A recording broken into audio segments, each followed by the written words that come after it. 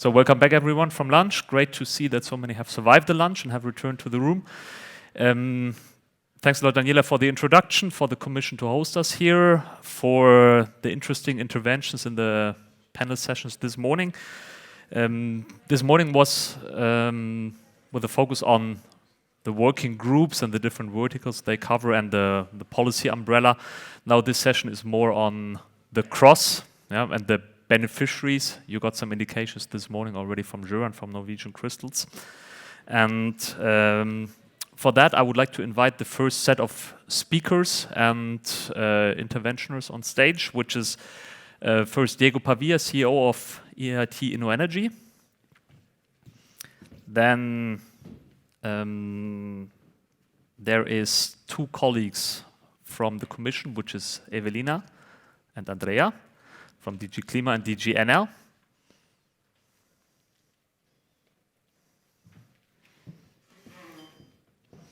Tsvetelina from our ENER ID team.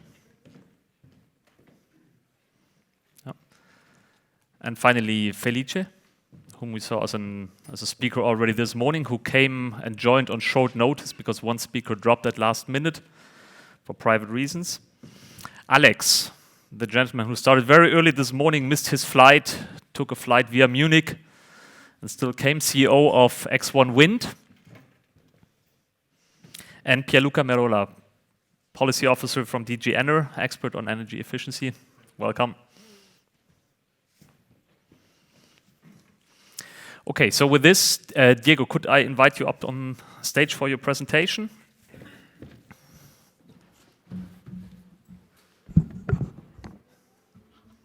So good afternoon to everybody. Diego Pavia, InnoEnergy.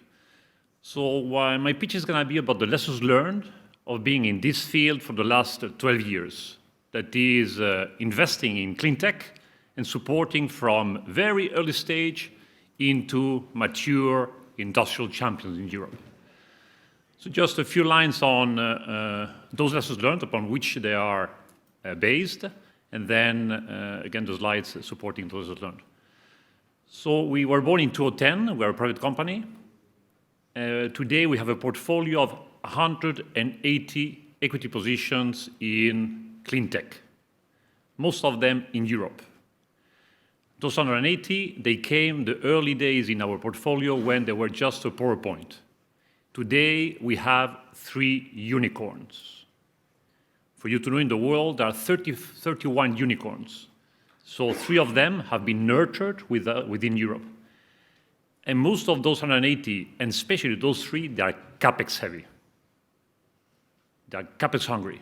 They need equity, they need mezzanine, they need debt, they need everything in terms of financing. And my main message today is going to be, well, financing is one of the key dimensions that those industrial to-be champions need, but it's not the only dimension. And any chain is as strong as the weakest of all the links of the chain. So we're going to talk to the boardroom today. I'm going to frame my speech on those lessons learned, the IRA, because the IRA, together with the war, is accelerating the way Europeans behave. And third is the toolbox of the Commission instruments, being Commission, EIB, and Parliament. And you see here in the initial slide, something that I borrowed from The Economist, is that whatever we do, there are hiccups in the way, but we need to look to the medium long term. We should not be overreacting on IRA, but we should be acting on what IRA means for our industrial champions. Okay. As you know, also potentially, InnoEnergy, we have been mandated by the Commission to lead 2 industrial value chains that Europe deems as strategic. We got the mandate for batteries back in 2018, and we have got the mandate for the PV, as Joran mentioned this morning, in 2022. And the objective is basically to create new GDP and new jobs, because at the end, that's the end game, to create GDP in Europe that is new and jobs. And here you see something just to, after lunch, to shake up your spirit, is what has been the harvest so far in the battery value chain, where Europe was nobody back in 2018. today is the second most thriving market in terms of investments, in terms of industrial champions, both from mining until recycling, going through battery. But also one of them that is today the icon, Norvolt, also in our portfolio. When they came to us in 2017, there were basically a couple of power lights.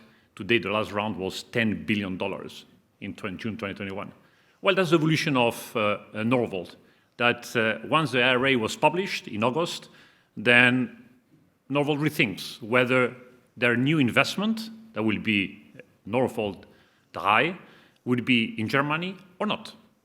Why? Because the carrot, and we're talking about a worldwide stage, the carrot from the IRA is too appealing.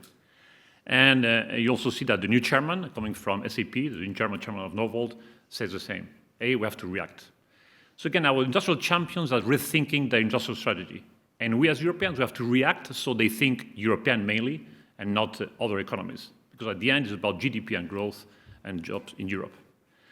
So just one snapshot of what the IRA means.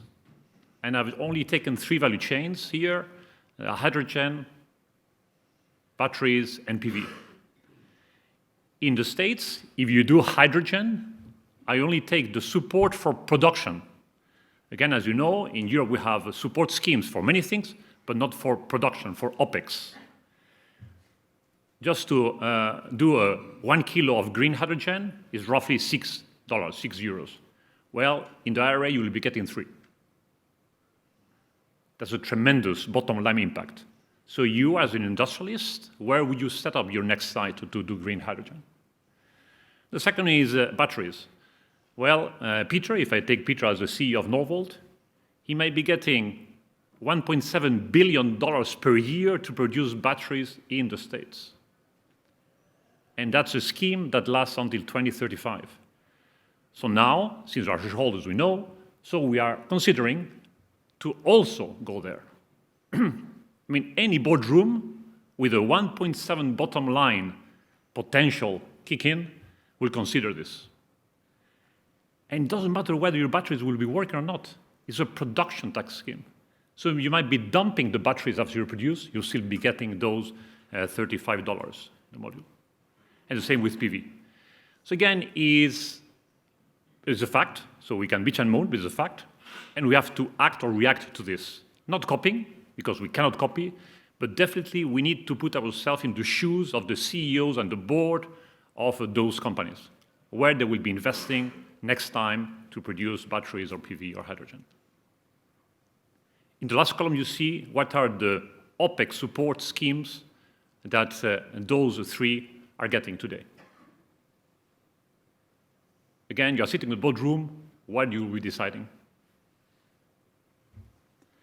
Okay, so that's the way we address this. And this is also what we are conveying, again, based on the credibility of 180 potential industrial champions of the clean tech world to DigiGrow, is what does the boardroom of a European champion requires to stay here?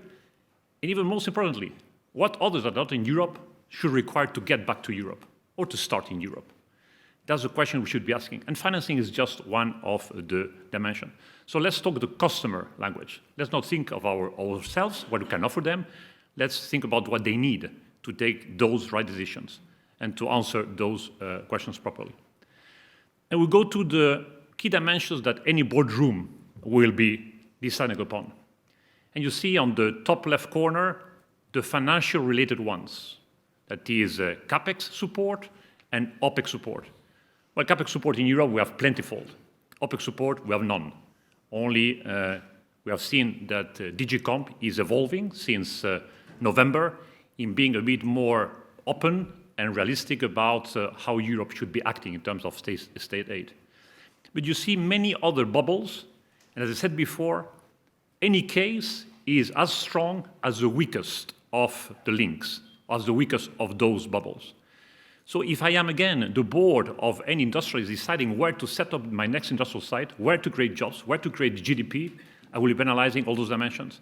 If the permitting, it takes too long, as it was taking before the November realignment between Commission and Council, then I will go elsewhere. And that's, I will not cover all the bubbles, But that's the key thing that we Europeans should be working on. Not on matching the OPEC supports, is on making all the other bubbles and a bit of OPEC support to be, in their conjunction, much more attractive for industrial investments than elsewhere. And then they will come back to Europe, they will stay in Europe. And that's the key thing. So my key message here is, let's not work on the vertical supply energy, DG grow, industry, DG competition is all together to serve the customers, because those are the decisions and the criteria for them staying in Europe. It's not only about financing. And of course, in pink, at speed. And as my first slide is solutions for today and solutions for the next 5 years. Because one recurring message this morning was investors need predictability.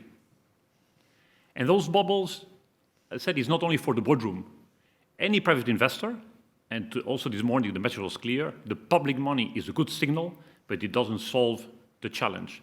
Normally it's a 1 to 10. If I take the example of Norvolt, 10 billion raised roughly, and 1 billion from public funding. So 1 to 10. So public only gives signals and primes the pump. But the big money, the private money, will also look at those bubbles when take a decision to invest or not invest in keeping industry in Europe.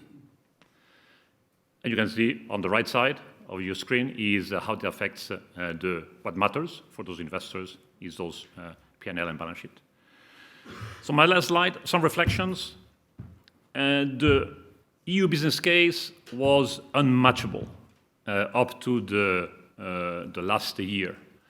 And why? Because we as Europeans, we gave ourselves enshrined in law that by 2050 we're going to be net zero. All the others have pledged, 2050, 2060, whatever. We as Europeans is enshrined in the law, so there's no way out. After we enshrine that in the law, climate law, then we start to deploy the toolkit that is regulatory and all the toolbox of the European institutions and member states. We're the first one, and I can confirm to you that at least in the 3 value chains that we are animating, batteries, PV, and green hydrogen, everybody's copying what Europe has been doing so far. So that's, again, was attractive for industry to innovate and to grow here. And we have very strong and long-term fundamentals because our market unicity, non-fragmentation, is, again, one of the big successes of the European Union.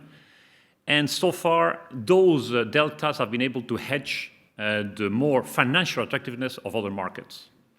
Hedge only. But now this is under press. The US IRA, again, I will not cover it again, but it's for me an opportunity.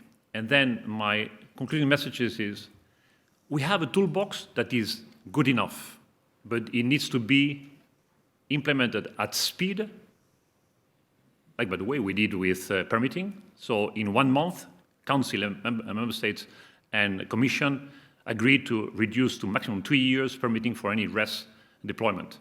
Well, let's continue, 2 years or why not 1 year? So at speed of the already existing toolbox is enough. And second, simplification. And the first slide of Price this morning was how many financial support schemes there are. I think it was 549. 549. So the poor Eurans of the world, when they're trying to navigate this, I mean, they're just lost. So we need always to think about the customer. And the customer is the industrialist, be it innovative or be it not innovative and just scaling up. Thank you.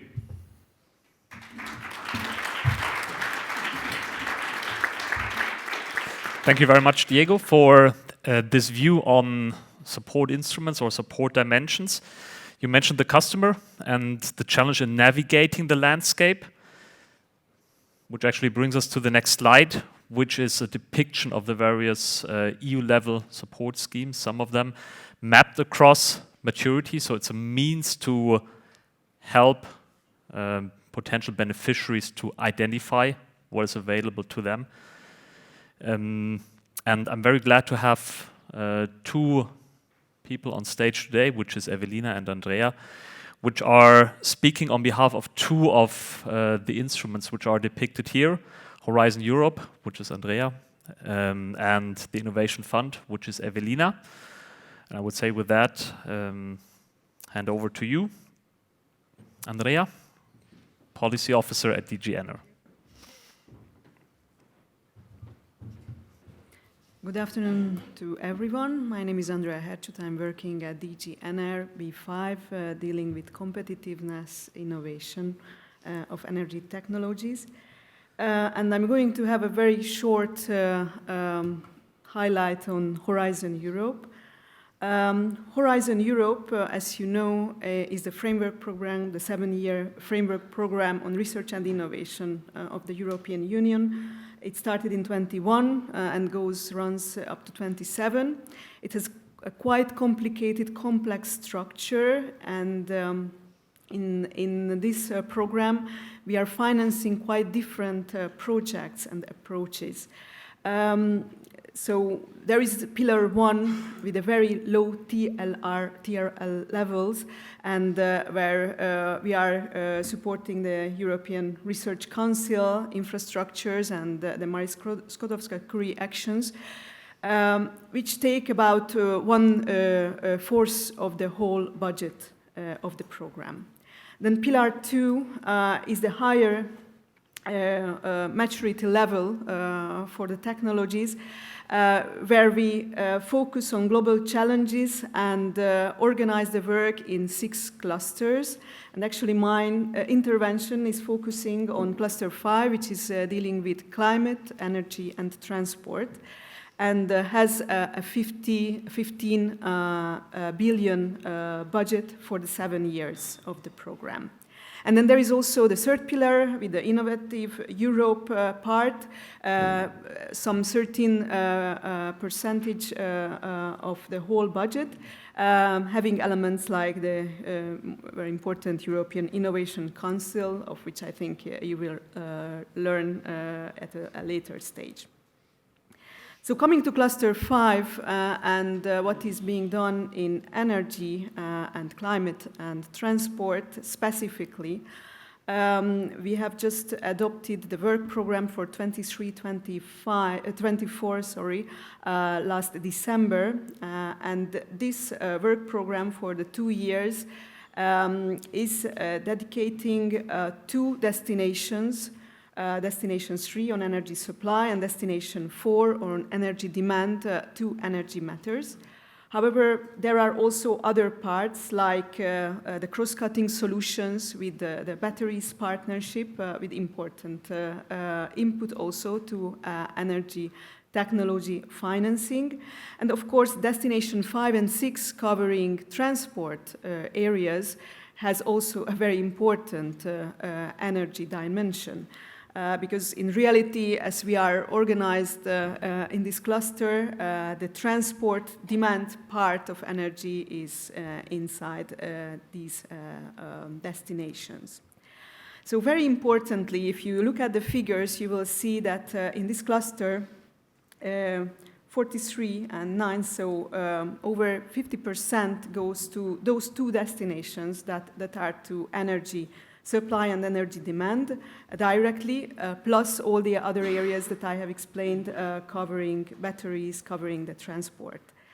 It is very important also to bear in mind that before the adoption and the whole last year, the preparing the work program, we had the Repower plan adopted in May.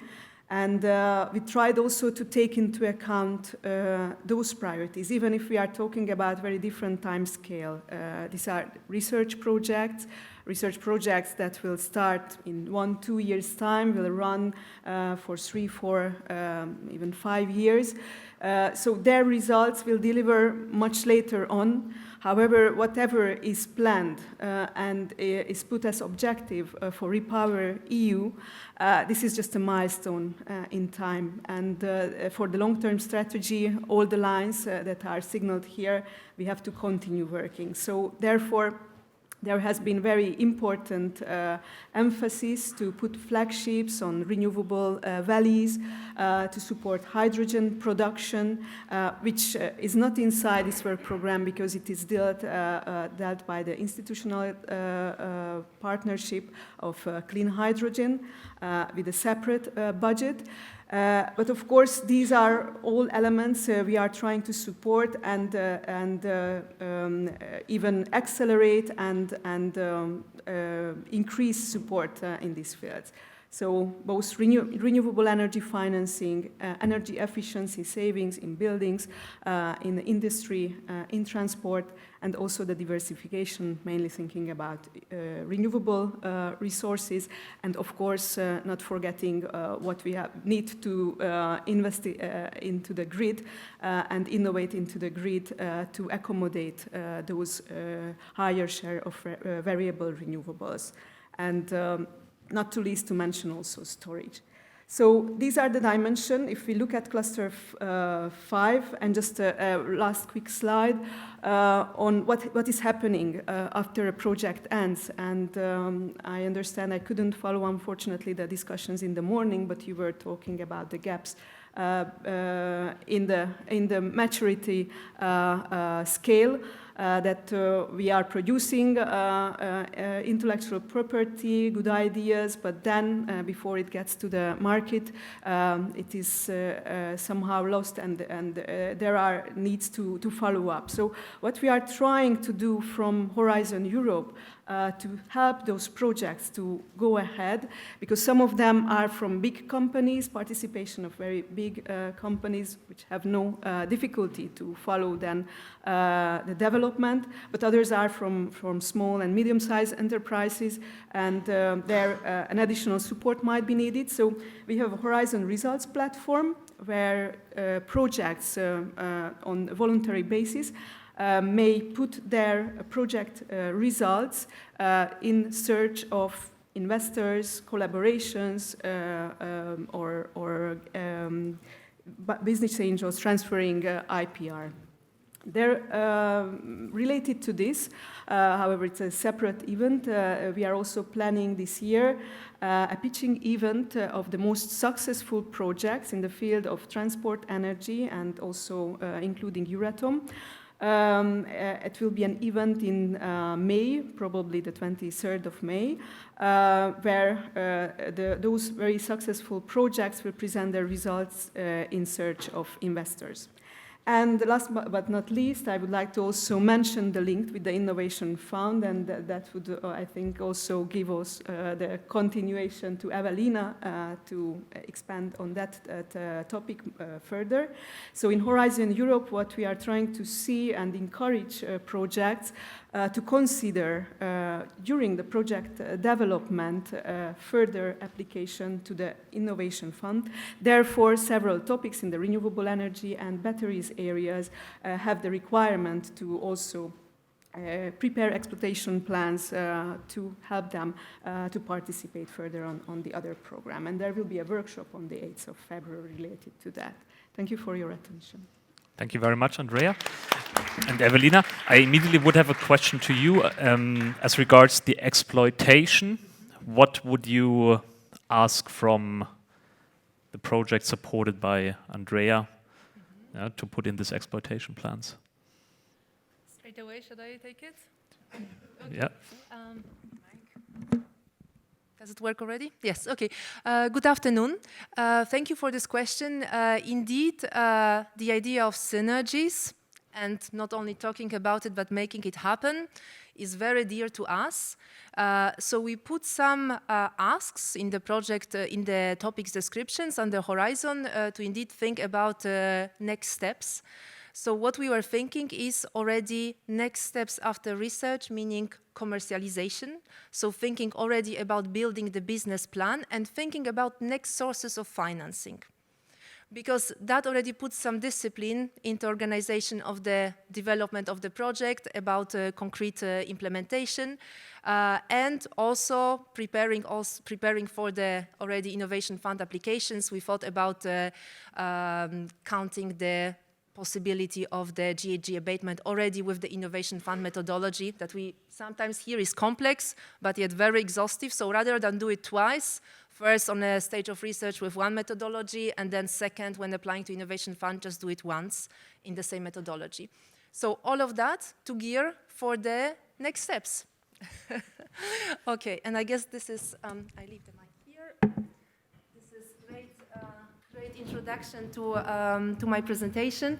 So yes, very happy to be here today. Thank you very much for the invitation. Ewelina, Daniel from the Innovation Fund team in DG CLIMA.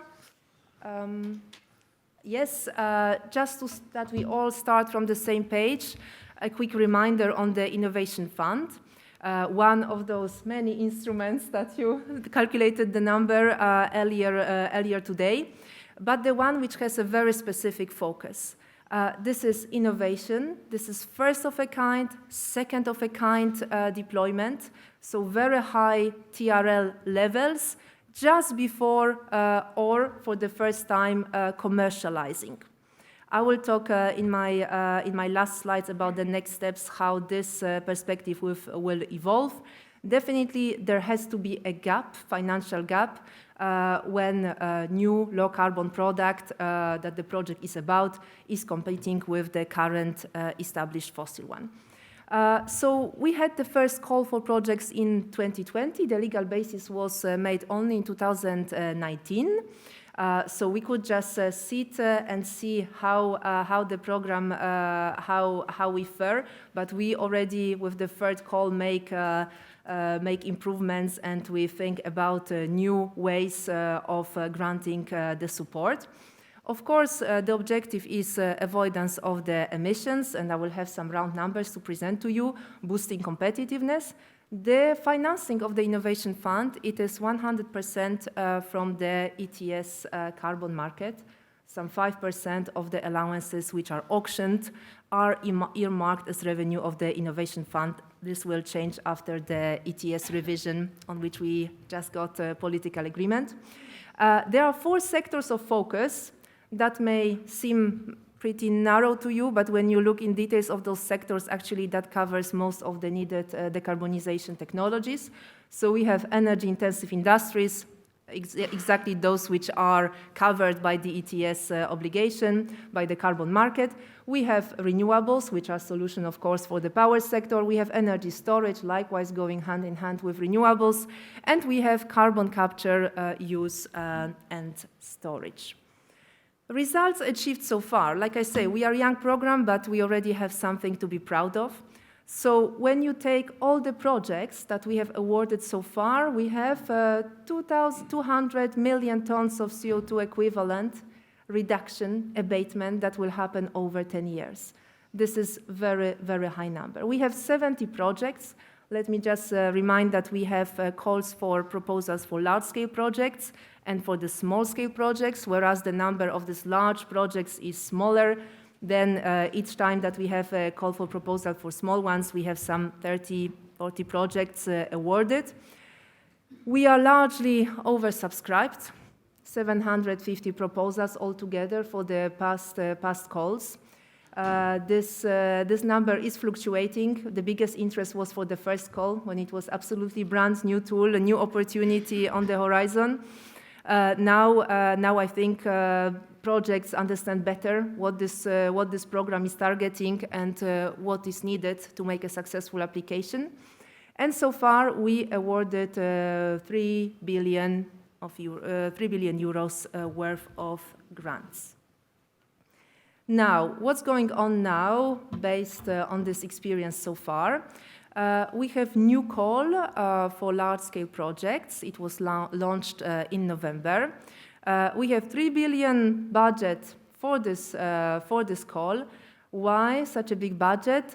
Because there was higher revenue from the carbon market, thanks to the higher carbon prices. And also it was recognized in the Repower plan that Andrea already mentioned, that Innovation Fund is a big part of the delivery tools for the Repower priorities. And then, thanks to this bigger budget, we were also able to make 4 dedicated topics.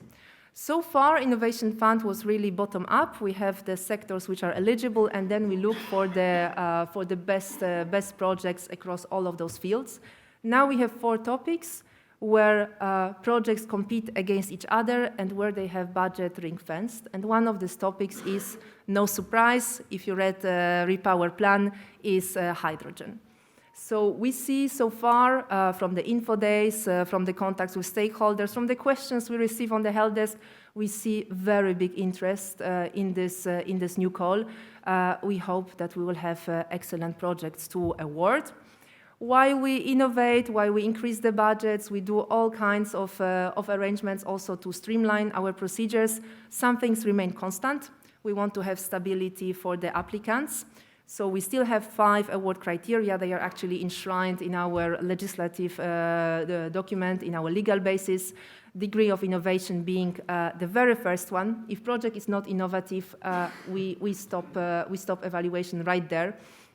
If it is innovative, if it can be demonstrated, then we check other criteria. There is also project maturity, so the chances of this project actually to happen, to get to the final investment decision and enter into operation. When you think about the previous graph that was, previous slide that was shown about different instruments and where Innovation Fund is sitting, you saw that it was on relatively high TRL levels. It was for the early stages of the deployment. And that is matched by the way that we disperse the grants, meaning that part of the grant is dispersed relatively early on. Even up to 40% could be dispersed upon the financial close. Whereas for the entry into operation, only 10% needs to be spent, so really for the operational costs. So we are targeting mostly the costs for the construction that happen in this phase. But of course, those costs, both CapEx and OpEx costs are eligible. It is up to project promoter how they spread it. We just have certain general requirements, and what we observe usually is that they ask for early financing. So we do participate in taking the technology risks. Next steps, which is probably the most interesting and which can take me to all these questions about IRA and how does it work with the regulatory framework. Yes, so as a part actually of Fit for 55, there was a proposal for the revision of operation of the Innovation Fund. Commission wanted to make it bigger, to have more revenue from the carbon market, and to introduce the new instrument. Making bigger did not happen exactly as Commission proposed. There will be an increase in the number of allowances compared to the current period, but smaller than proposed. Part of this revenues was redirected to the repower and to the recovery plans of member states. Now, what definitely happens is the new way of providing support via auctions. And that takes me to the discussions that took place in the morning about focusing a lot on the innovation in the EU. And of course, with the name Innovation Fund, what do you expect from us? This is the core business. But we are not blind to this issue. And exactly with the auctions, competitive bidding is just a fancy name for auctions, with the auctions and with the provision of contracts for difference or fixed premium, which will be given for operational stage, which will be operational support, we want to go towards this operational support for more mature projects and of a kind, you heard me earlier, first, second of a kind, now we want to go towards more mature projects, exactly to respond to this need. In order for this to happen, well, we already have political deal on the ETS directive. Now we need to revise legal basis, but we very much hope this happens this year. And we hope for the first auctions to be announced end of this year, first quarter of the next year. In parallel to this, we also work on the blending, another discussion that I heard this morning and even today. So blending the Innovation Fund grants with financial instruments or using Innovation Fund as a guarantee for the lending of the EIB. I think other speakers, Bert will probably talk about it later. So all of that with exactly this objective to serve better the needs. We all know magnitude of the investment challenge, and we want to play the best possible role to answer to this need. Thank you very much for your attention. Thank you very much, Ewelina. Indeed, there's a second part of this session here today, which covers InvestEU, and we have two representatives of the bank, of EIB and the EBRD around. Before asking for a round of intervention from the panelists, Tsvetelina, there's one dimension missing, which is the member state dimension, and Tsvetelina is going to present main findings from the work done in the ENER Investor Dialogue on the mapping of those. Thank you very much, Arne, and thank you also to the presenters so far. Indeed, I'm just going to say a few words about the results of our mapping when it comes to instruments available at member state level that also target research and innovation in the energy sector. So you heard this morning a figure of 500 more instruments overall that were identified in the mapping we carried out. However, when it comes to research and innovation, only about 10% of these instruments are in fact relevant. About half of them are specifically for research and innovation in the energy sector, and the other half also target other sectors of the economy. Most of these instruments cover all segments of the value chain, all 5 segments that we are considering as part of the Investors Dialogue for Energy. Whenever they are focusing on specific segments, we tend to see more focus on energy production compared to the other segments. What is interesting is that according to the results of our mapping, the availability of financial instruments targeting research and innovation in the energy sector are not uniform across all member states. In fact, we have 7 countries where no instruments were identified that can be utilized in order to finance innovative projects. These include countries in Northern and Northeastern Europe, Croatia, Portugal, signaling perhaps a gap in that sense in the support schemes available at national level. I'm sure you also have a question in that sense when we talk about instruments, a number of instruments, what are actually the available volumes? Unfortunately, we don't have super concrete numbers on that for the moment. What we do know is that from the schemes which target specifically energy sector and innovation in the energy sector, we have about 30 billion euros available, but again, that's not necessarily specific on innovation, so the number needs to be taken into consideration. One more data point we wanted to share with you is how financing is in fact provided. So about what is good to see is that most of the instruments are provided in the form of grants or equity or quasi-equity instruments, in that sense reflecting the specifics of investing into research and innovation.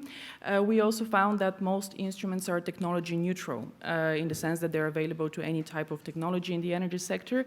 However, when they do focus on specific technologies, there is relatively more focus on innovation in solar power, wind and hydrogen compared to other technologies which were targeted by relatively fewer schemes in comparison. And one final point, we try to map as well what are the maturity stages that are targeted by the identified instruments. And interestingly enough, relatively few are available for the proof of concept stage, most in comparison in pilot and demo. And again, that probably highlights one area of further consideration when it comes to the design of financial instruments at member state level, which was the focus of this mapping. We know, of course, we heard now about EU instruments which can fill that gap, but of course, complementarity between the two is to be considered. So without further ado, I think we move on to discussions. Yeah, great. Thank you, Tsvetelina, for the presentations.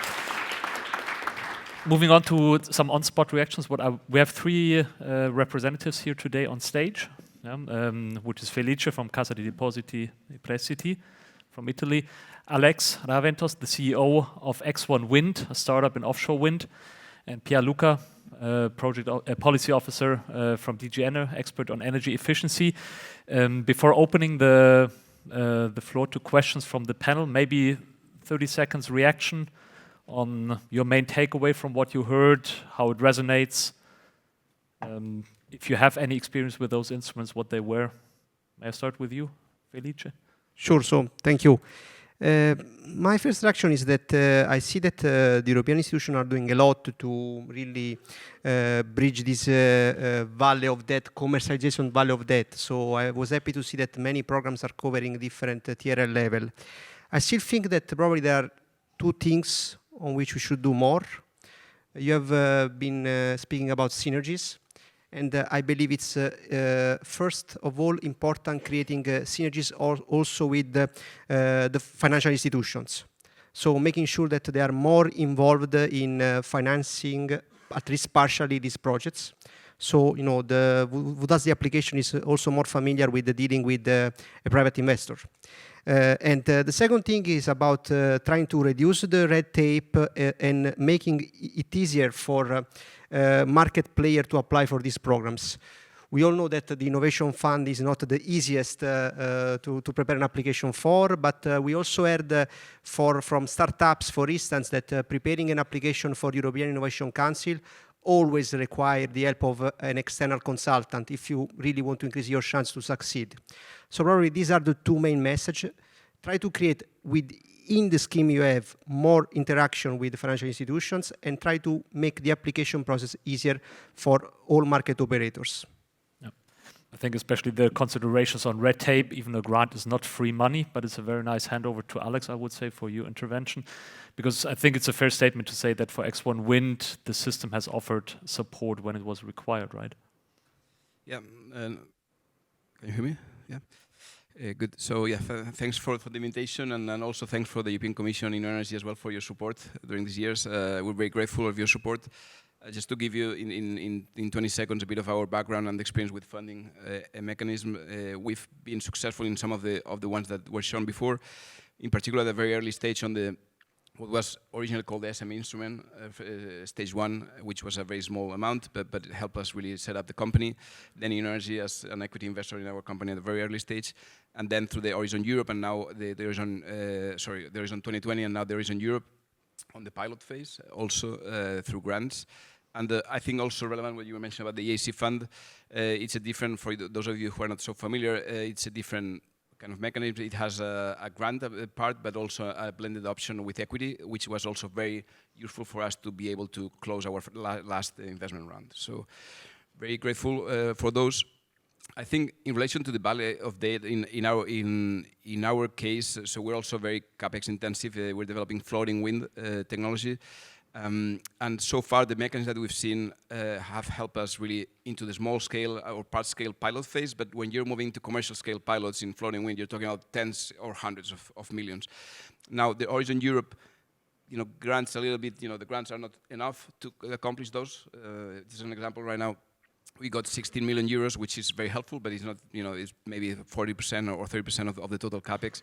And now the Innovation Fund, and it's something that, to be honest, I'm not fully familiar yet with the changes in the last minute, but for the first calls were mostly funding, in capital, like in industrial projects and facilities, not so much renewable generation. I guess because of the carbon emissions associated to those are not so high compared to others. So hopefully there's a way there, because renewables will play a key role not only for sustainability, but also in terms of security, of course. And I think that there's a need there to make an effort so that innovative renewable energy projects are still able to tap and compete against other energy projects. Thank you very much, Alex. Pierluca, some reactions. Thank you. Does it work? Yes. Thank you. I'm Pierluca Merola, policy officer in DG ENER in ENER B2. I'm here mainly to react, also to bring to your attention, let's say yet another program, the Life Clean Energy Transition Program. And I mean, I think it's important. It builds a bit on what was said here regarding Horizon Europe and Innovation Fund, but it touched upon maybe an aspect that we didn't necessarily touch. As you probably know, the Life Clean Energy Transition Program focus on market uptake and enabling framework action and activities, because it is true that once the solutions are developed, are ready for commercialization, there is also an important gap at the level of preparation of the permitting, or also working with the local administration, integrating a single solution. Maybe there is different clean technology solutions that have to be brought together to a solution to be sold to a customer directly. And there is where the LIFE program, and in particular the Life Clean Energy Transition Program, come in with a number of topics to support, for example, project development assistance, to make an example, or also and you will hear about that also in the next session from our colleague from CLIMA, to support cities in building the capacities at municipal level to be able to develop a business plan to then, of course, maybe cities have their budget also to apply, to receive public budget support, but they might not have the necessary skills in-house to be able to get an investment from a private investment, or also deal with companies. And this is key. So, I mean, my reaction is also to bring to your attention this program, and if you are more interested about it, I can complement with further detail. Okay, great. Thank you very much. Opening the floor to the audience. Are there any particular comments, points to be reinforced, be it from the perspective of investors or from potential beneficiaries or other? Yes, we have two.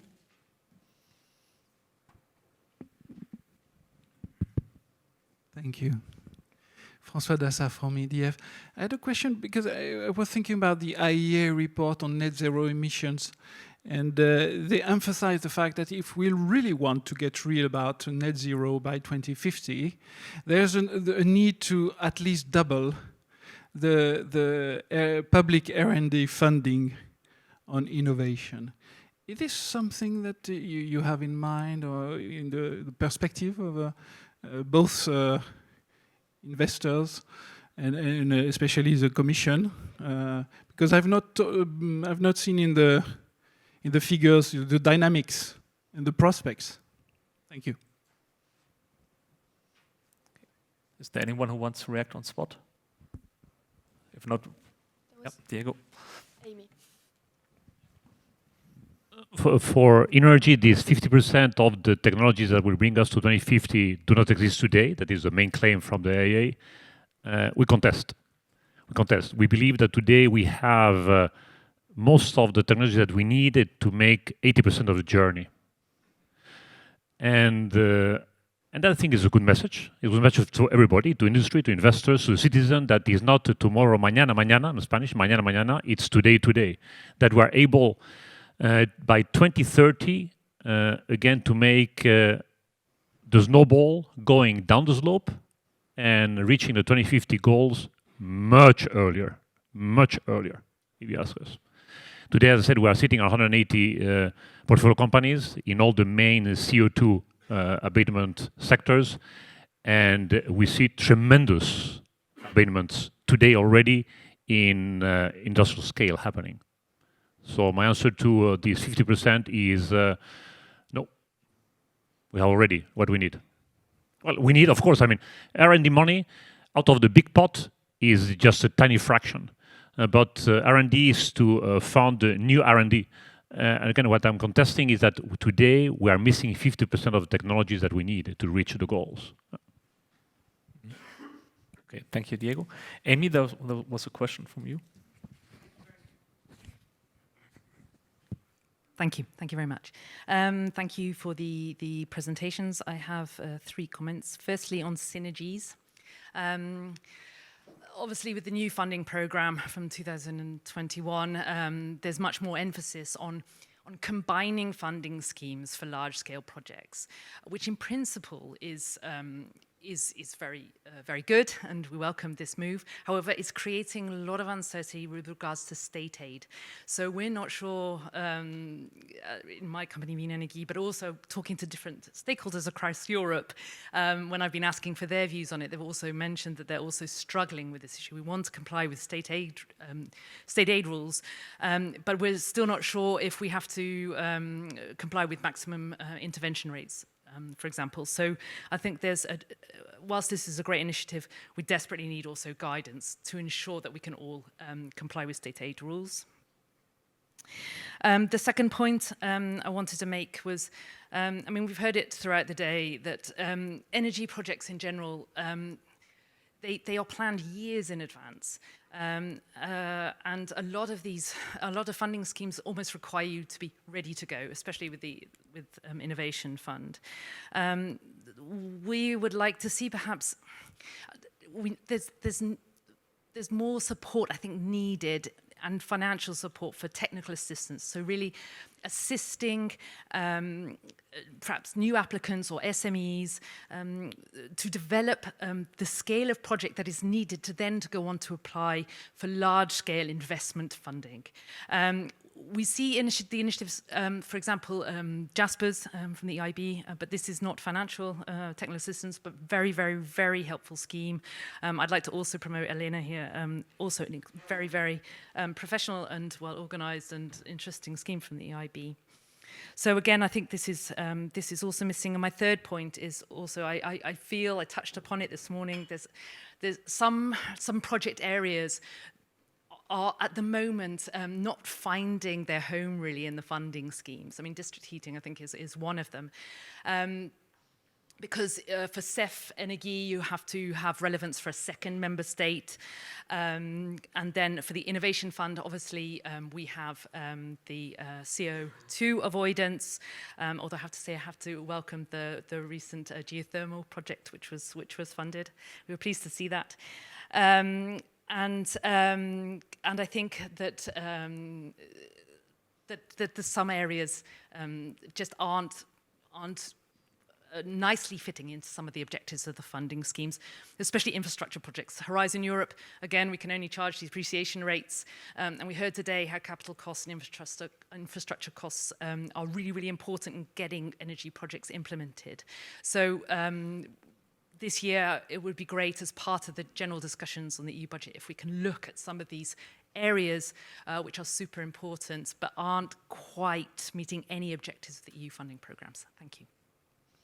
Thank you very much, Amy. I would say especially on the uncertainty about state aid rules, this is also feedback which we receive from the portfolio companies, talking about EU support. What are the thresholds? Is there any in terms of percentage or in terms of absolute volumes of money? Any comments? Yes, I can. Just a couple of comments. I think, and I completely agree on the project development assistance. I think you mentioned Ewelina. You mentioned we have live set the PDA, which we bring the project to. We support directly projects in developing their project and in going to investor, in getting finance from private investor, because it's true, we speak about public budget, but I think it was mentioned at the beginning of your intervention that the very large majority have to come from private money, and what an investor needs is a good project, and that is it's where we need to focus more and more, and where the EIB is focusing with Ewelina, where we are focusing as European Commission with the other program. Another aspect you touched upon in district heating, I think it's key. It's passed always a bit under the radar. I know that under LIFE we support, we have dedicated call topics, but it's true that it's not always at the forefront, and it's a pity because they have a very huge impact, I believe, both in terms of possible renewable deployment on a very difficult area, and also in terms of energy efficiency. I mean, the decarbonization and the collection of waste, it can have a very huge impact. So I just wanted to underline these 2 points that I think it's a key for our discussion. Thank you, Felice. Last comment? And then if I may, in response to the second set of questions, I would like to bring to the table an example of a EU program that we find very positive that respond to many of those questions, which is the alternative fuel infrastructure facility within the CEF transport program. Why we find it very helpful? Because first of all, it invests in fuel infrastructure, so it gives us a sense of directionality towards a specific sector. Then we are, as Cassa, Depositi, Prestiti, one of the national implementing partners of the program. What does it mean? On the one hand, it means that we can endorse some project. However, we have to commit to cover at least 10% of the cost of the project, and very often we cover more by involving also our other private financial institutions. So this means also that we are able to multiply, because you were speaking about double the public spending. We can also keep it the same and make sure that the private spending will accompany it one to one. And the other important thing in terms of technical assistance is that basically we help the applicant writing the project. We provide technical advisory, our services do it. So we help companies to make sure that they write a good project that can be successful for the facility. So that's my main takeaway. Okay, thank you. I think there was many inputs from the presentations, from the interventions to digest. We're going to move on to the next phase of this session here. Thank you to all the people on stage. Okay, thank you very much. Alex, you can stay, and we're going to move on to InvestEU with two very interesting presentations from the European Investment Bank, which is and the European Bank of Reconstruction and Development. So welcome Bert van der Toorn and Arne Jusic, both bankers, one from the EIB, one from the EBRD.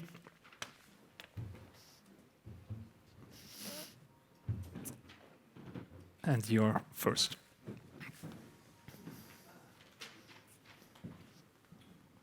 Want me to start? Yes, please. I do apologize for not having the nice logo of this whole organization, which is underneath here. So, but just imagine that also on this slide. Thank you very much. The EIB is very keen to help finance anything in the clean tech, basically.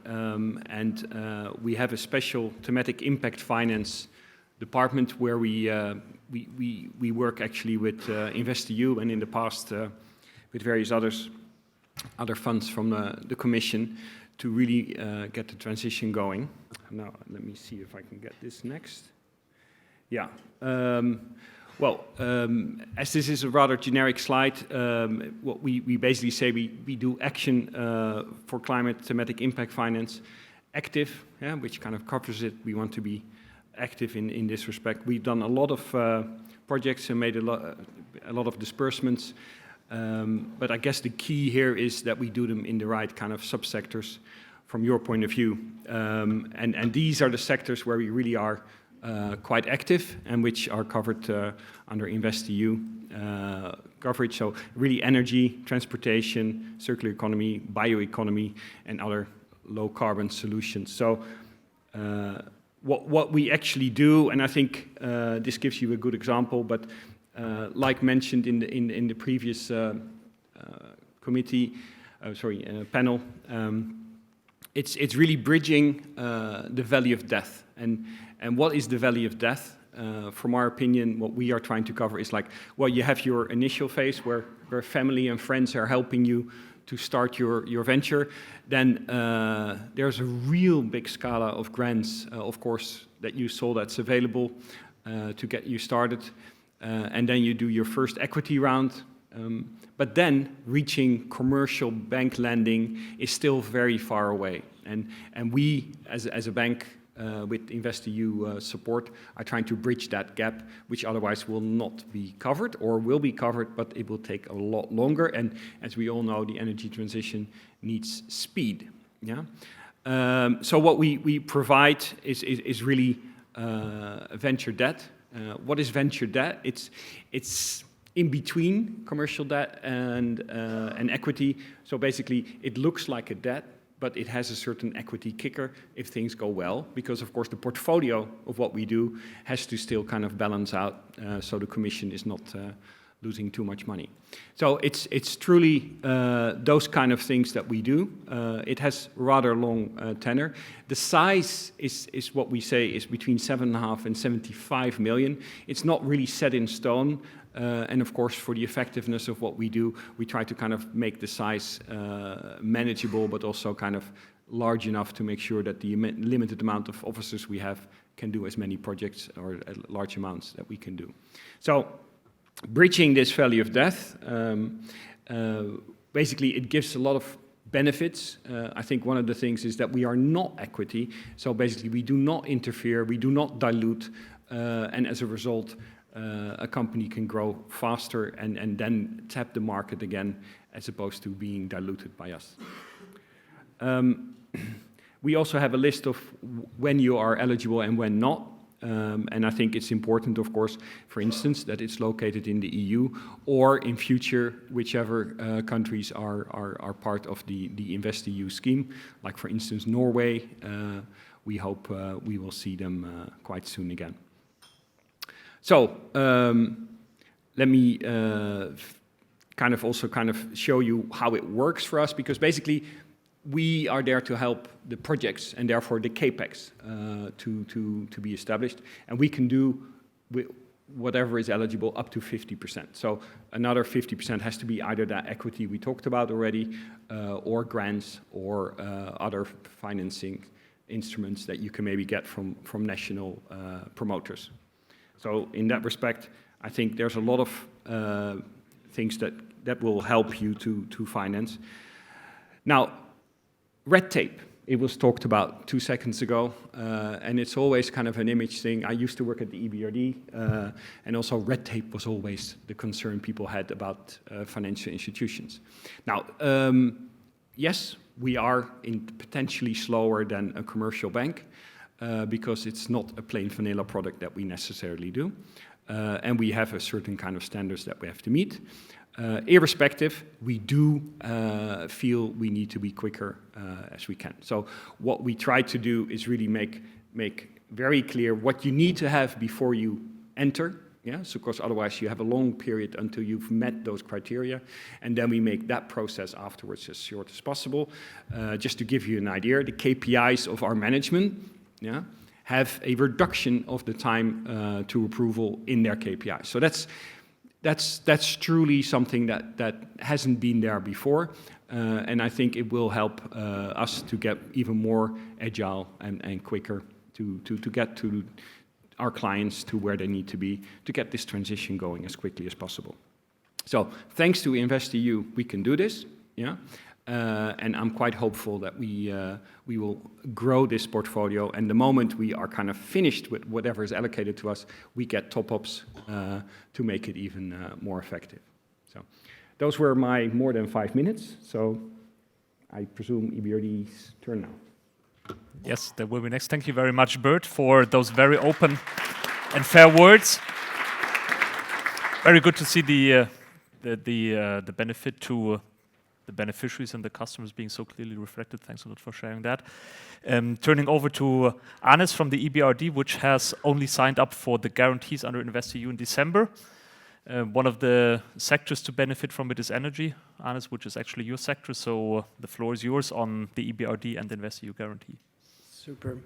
You can hear me well, yeah? Well, thanks, Arne. Thanks for claiming it's going to be interesting. I'm not so sure. It's definitely going to be brief. Those were the instructions. Brief also because I'm relatively still learning about the InvestEU element that we're going to be bringing forward, and also brief because it's fresh from the oven. We only executed the guarantee agreement with EU literally a couple of weeks ago, or end of the year. And we now want to deploy this as quickly as possible. At least I hope. So just a brief overview, and just kind of a reminder. Unlike EIB, we don't operate in all of the countries of the European Union.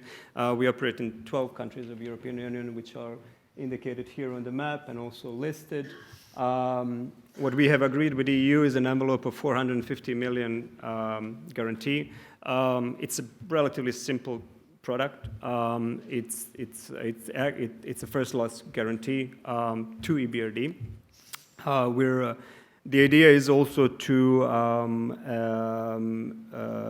EBRD providing debt. So it's a first loss guarantee for a debt product. The idea is to extend it potentially to co-financiers who we need to put projects forward. We can't move projects forward without co-financiers, especially if they're done on project finance basis. However, I must admit that operationalizing the element of sharing the first loss guarantee with commercial partners still needs to sort of take place and evolve.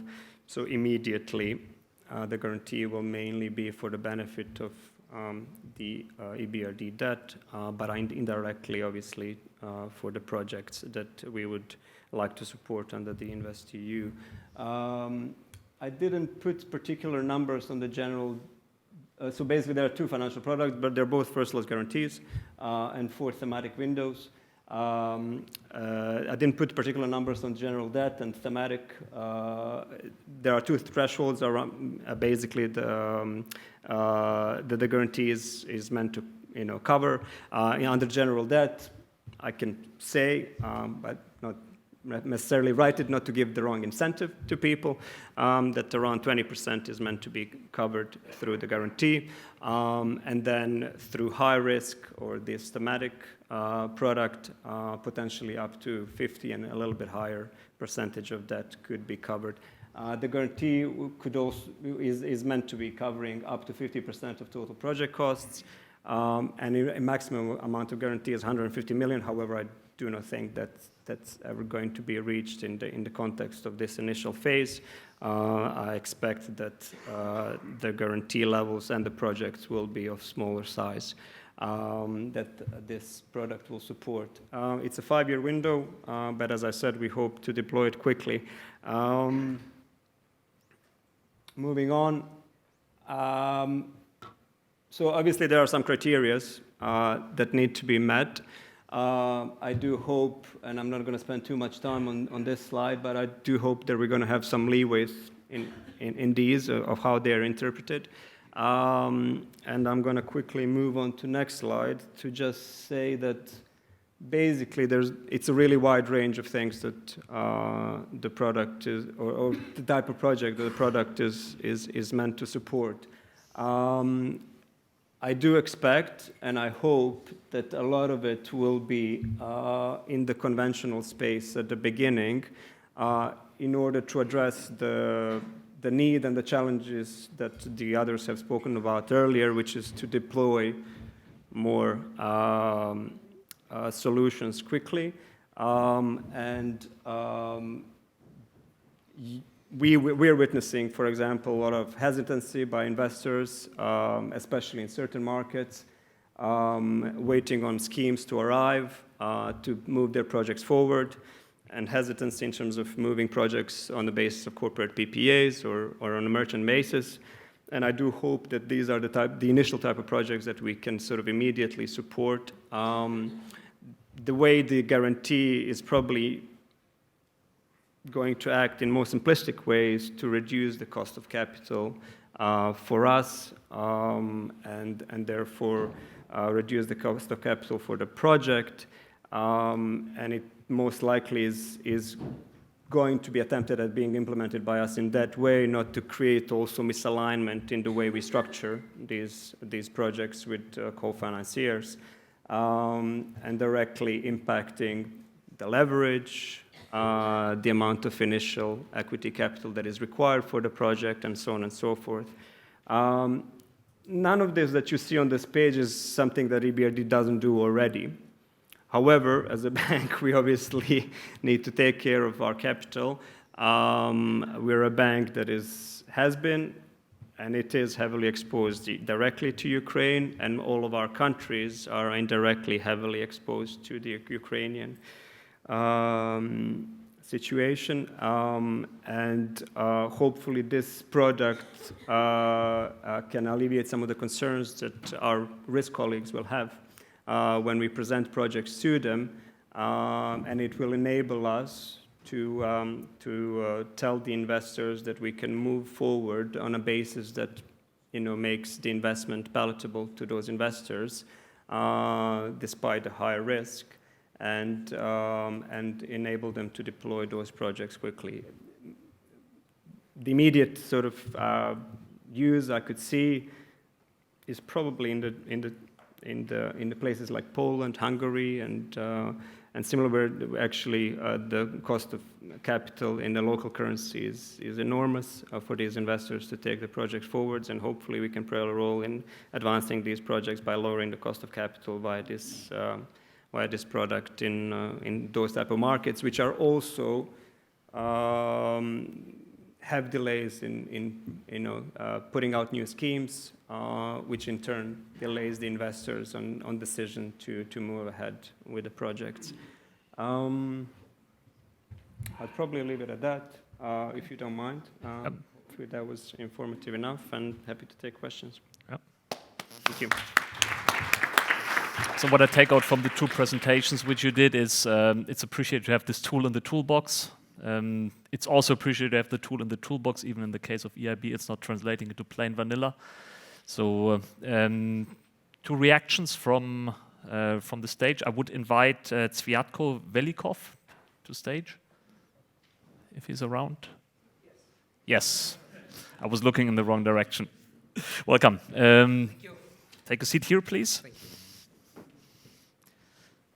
So Tsvyatko, you're policy officer at DG ENER, long-standing policy officer, I would say, first in regional and urban policy, and then recently with DG ENER. So what is your perspective on InvestEU and the two interventions that you have just seen? Let me just, yeah, it's working. Well, first to thank the two speakers for the short but interventions, but extremely full of content. Needless to say now, after all we have heard, is that InvestEU is a big program. Big program in, not so much in terms of EU budget consumption. So we have only 26.2 billion euro from the EU budget, with which the ambition is to mobilize on the ground some 370 billion euro of investments. And we've already heard how this can happen, notably through the presentation of the EIB and the EBRD. The program is big not only in terms of ambition, the number of sectors that is the program is covering is also big. You have already heard that it's touching quite broad energy subsectors, and the ambition is that this program mobilizes long-term financing for sustainable investments, even broader. The program is also big in terms of geographical coverage. Well, we're intervening in the whole European Union and even beyond. And already there is interest from some member states to sort of earmark specific allocation for their geographies, and InvestEU can also deliver in that way. The program is also big in terms of stakeholders.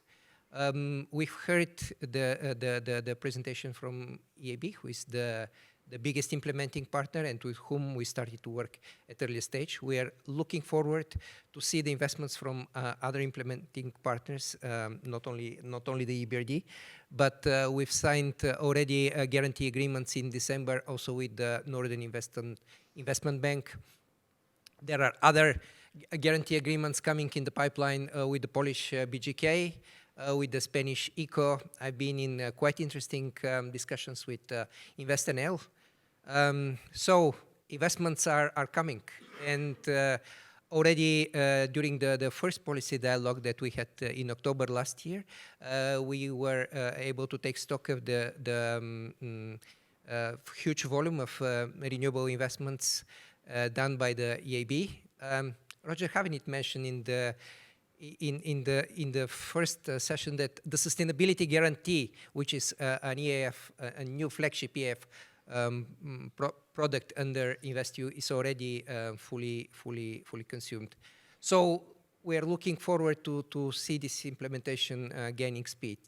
I wish to thank you for your attention, and happy to take questions, if any. Good. I would say for the sake of time, we have 15 minutes left. First thing I would do is I would ask the organizer for permission to overrun slightly the agenda. Yes, great.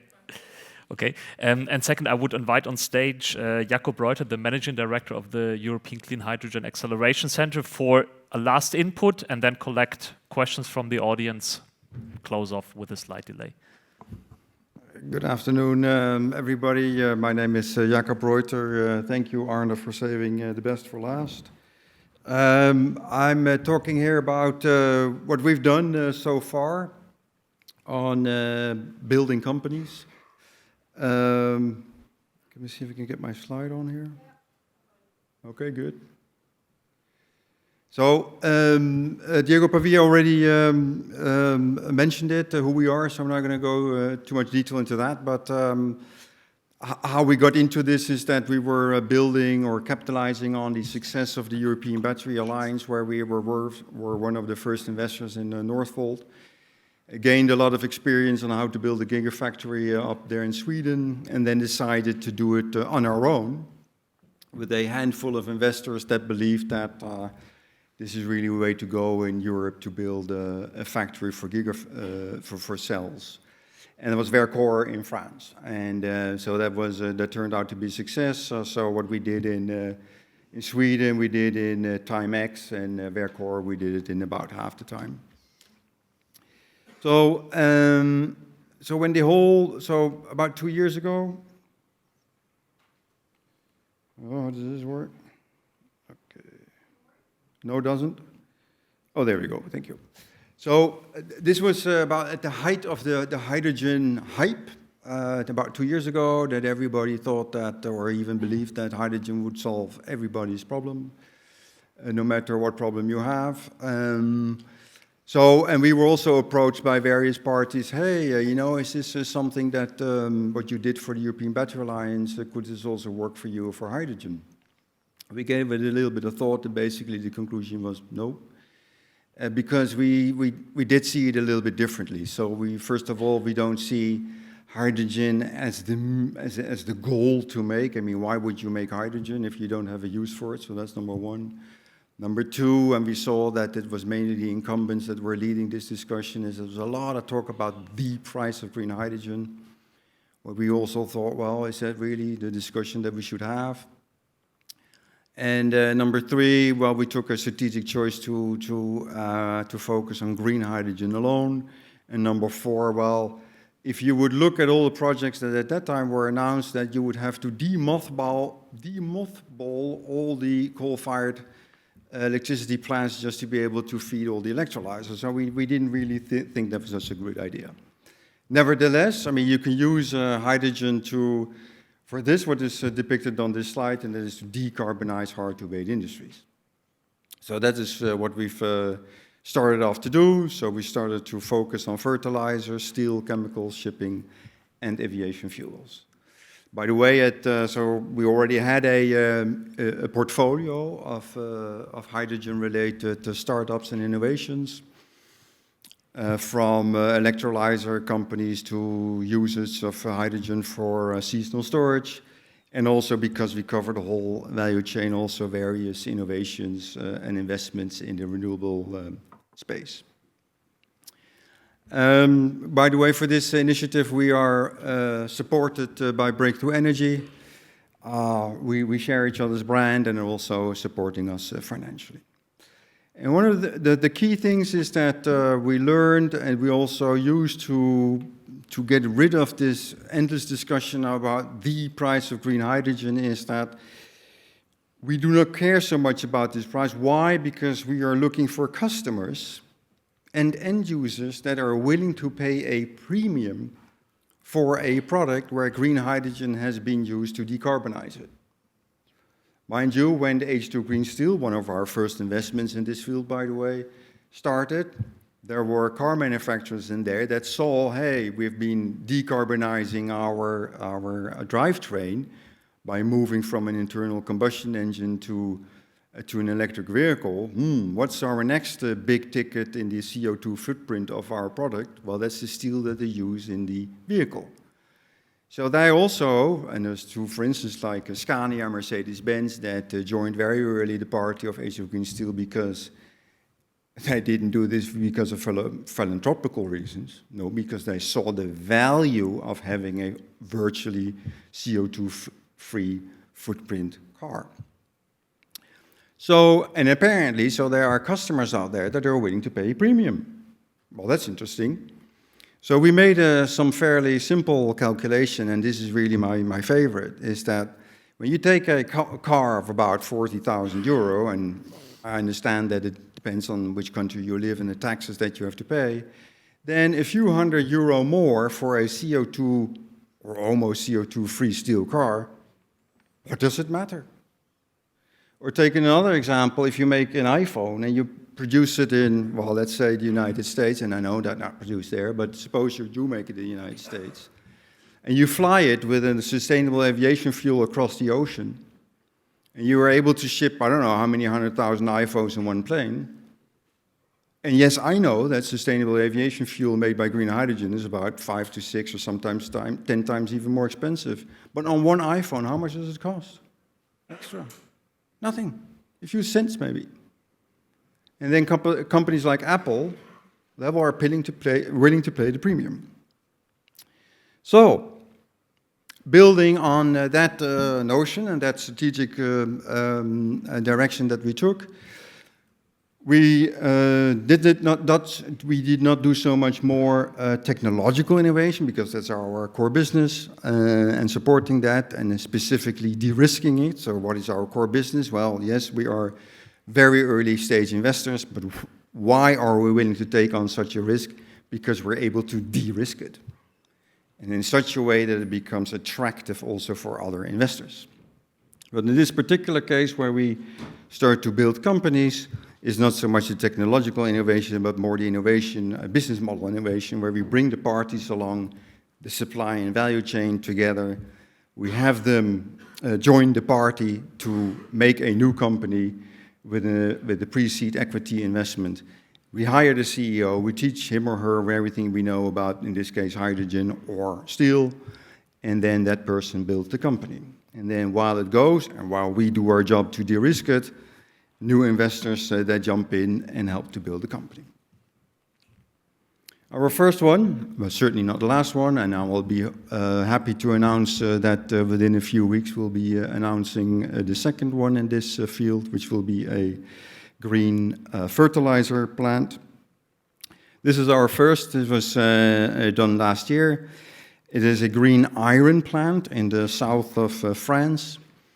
And the initial shareholders you can see on this graph here, and they cover the whole value chain. And it does not necessarily mean that these companies then also will have a direct interest in supplying their goods or supplying electricity, like in the case of ENGIE for this particular plant, which is called Gravity.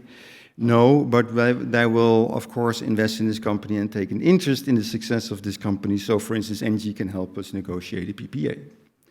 And then there's other companies in here, like Plug Power, that has obviously a lot of knowledge on the massive amount of electrolyzer you use, etc., etc. Prime Metals will do the trading, and EDIC will have the land and the permits, because permits are also very important, right? So, and why are we also doing this? So yes, we do invest in startups, and we have about almost 200 companies in our portfolio.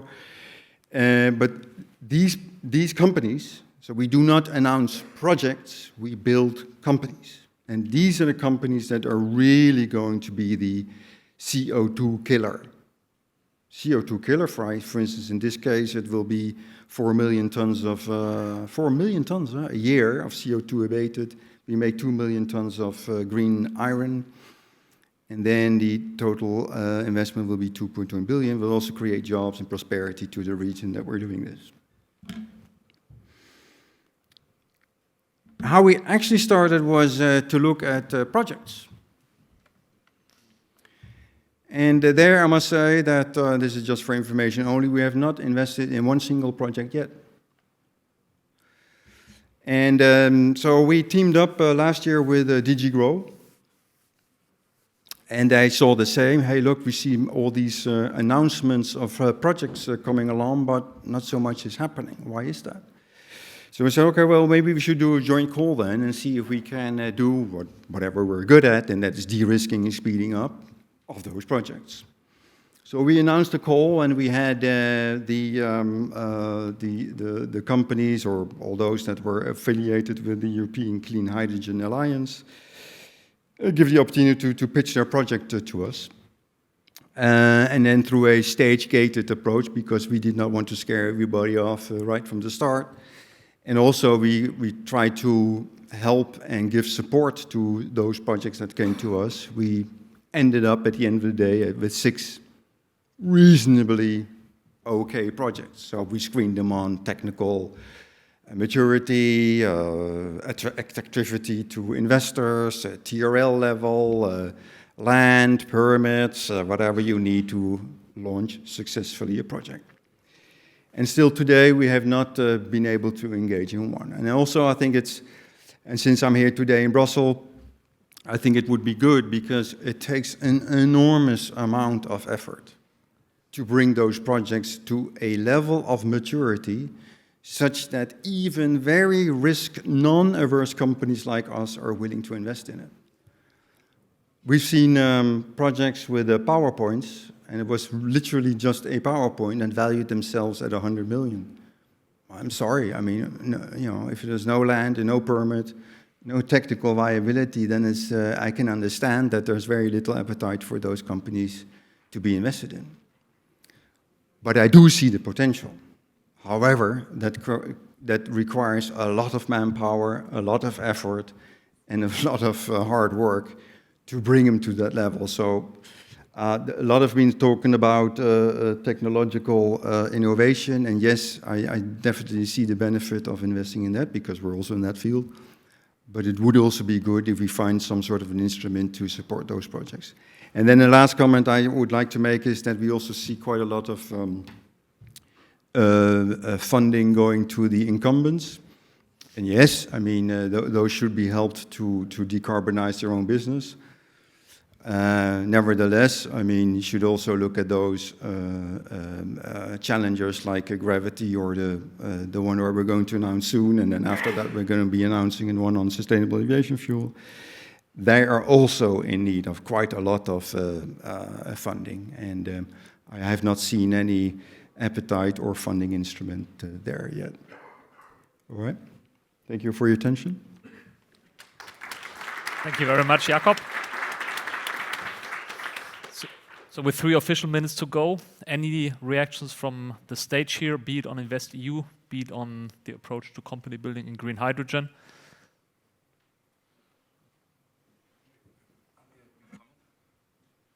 Yeah, just on, well, going back to the first, you know, for the first presentation from Bert, I do see that the EIB has been playing a key role in kind of financing the first projects, you know, bringing innovation, and as we discussed just before the meeting, in floating wind as well.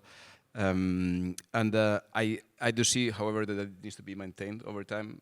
As you know, we will need to continue to innovate. So there's a first generation of technologies, you know, ourselves in floating wind and solar, but Europe needs to continue to innovate in the sector. So there will be a need to continue to support, you know, new commercial projects, because you always bring innovation into the table. And now the only thing that I think is kind of missing, and is so we've been talking before about funding, you know, in terms of grant and also blended with equity, then about financing, and now that we're moving ourselves into the financing area, you know, ring fence projects and so on. One of the key questions that you guys, you know, from banks will request is, okay, what about the off-taker? You know, who will be willing to pay, and how you will secure your revenues, you know, your cash flows. And there's for pre-commercial project that there's I think something that is missing there. Some of the first floating wind projects were lucky to get a feed-in tariff, but there's no kind of such a scheme right now implemented in the different countries.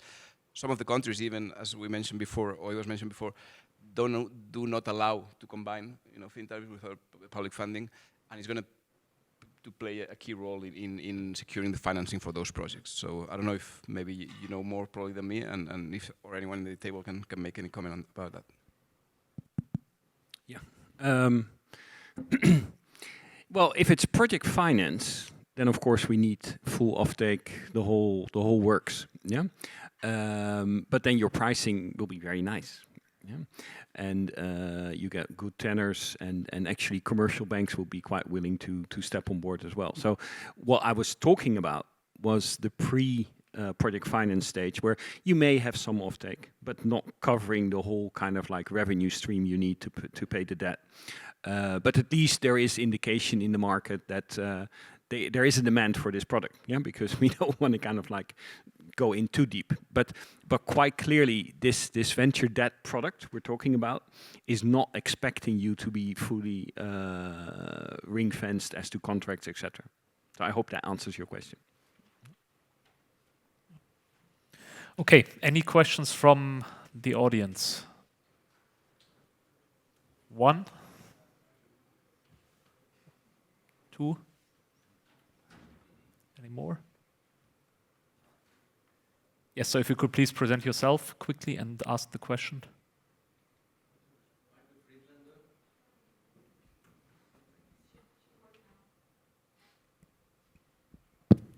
Okay, Thank you. Michael Friedlander, Yarduna Energy Project Development. I have a question to Alex to what he said in the session before. He mentioned that you mentioned that you are engaged in innovation concerning floating wind. And I would be very interested to hear your assessment. Do you expect floating wind to show over the next 10, 20 years the same type of cost reduction which we have seen in the past for solar?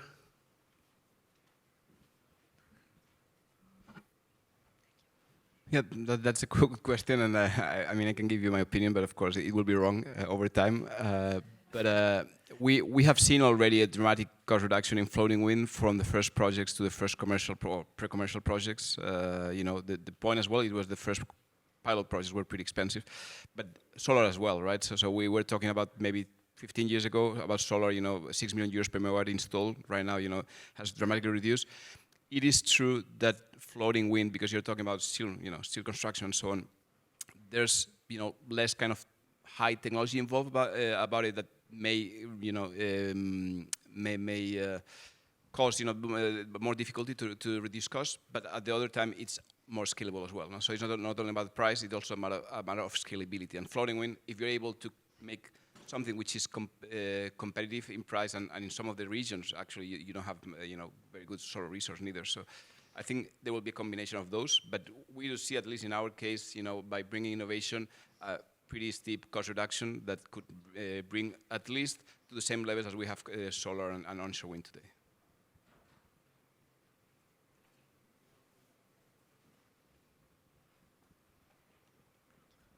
Thank you, Mr. Chairman. Good evening, citizens. My name is Angelos Harlaftis, S.p.A. Advisors. We represent here the Urania and Helios Space and Defense Citizens Group. The questions are two. The first is if they are from the previous group, from the Commission, the grants and the projects we finance as the citizens, you know, the investors, which are the citizens in our case, they need the kind of interest to their investments. So when we grant 3 billion, as you mentioned, what are your expectations for the citizens' benefit? And what are the restraints to the people who are getting the grants, because maybe they are living for other countries?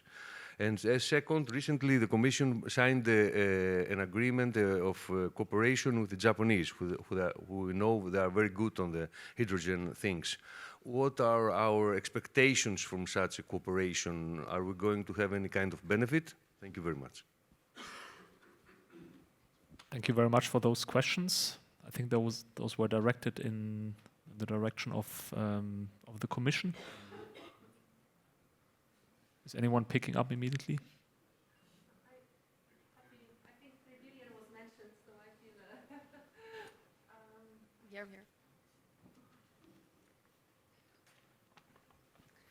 Thank you. Thank you very much for the question. You mentioned 3 billion, so I assume it relates to the Innovation Fund, which already awarded 3 billion and has now new call worth 3 billion euros.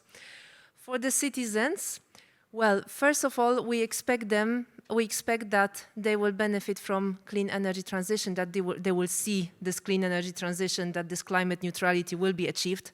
Otherwise, well, enough to see IPCC reports to know what is awaiting us. We also expect that those, but maybe speaking more from even broader perspective, so if a project gets a grant, it's not that just project happens, which is already important, but under Innovation Fund, for example, and I guess must be similar for the Horizon, we expect them to engage into knowledge sharing, so that what they learn from executing their projects can be picked up by following projects, so the knowledge sharing. So we expect them to share publicly and share within the circle of similar projects. Well, we organized those exchanges. So yeah, they happen, but others have it more easily to follow.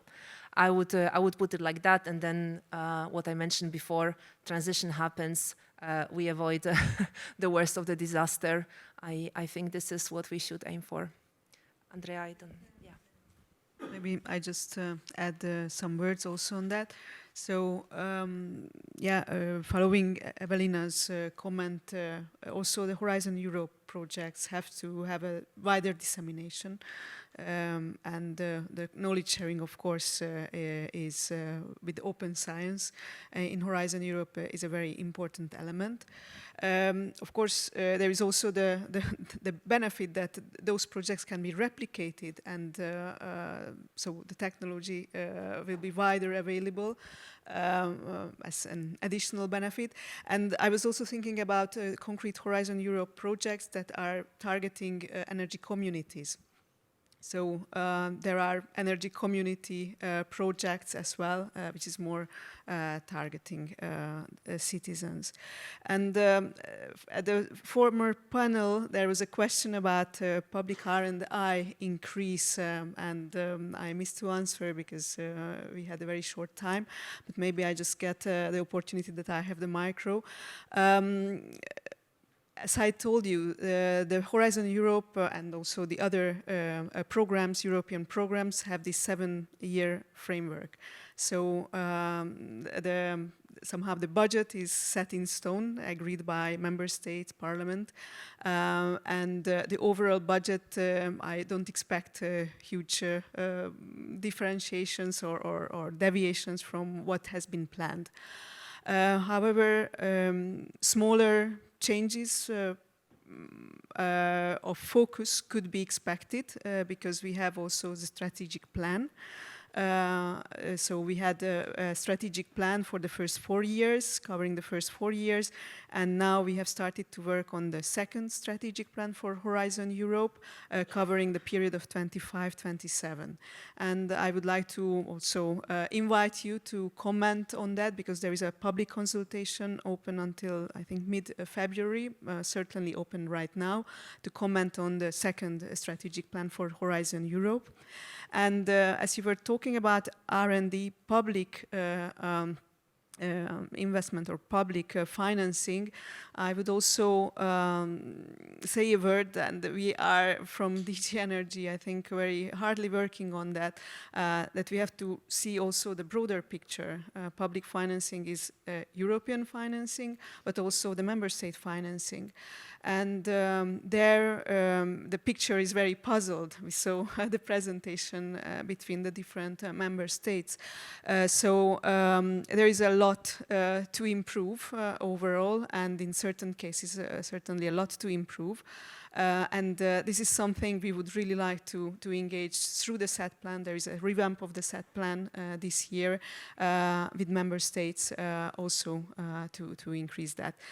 But both public and private financing. So on R&D, I think we all have a lot to do. Thank you. Thank you, Andrea, for this response, at least to one out of the two questions. Supporting innovation is worthwhile. Supporting innovation needs to keep the beneficiaries in mind, which also includes the public, as has been pointed out in the end.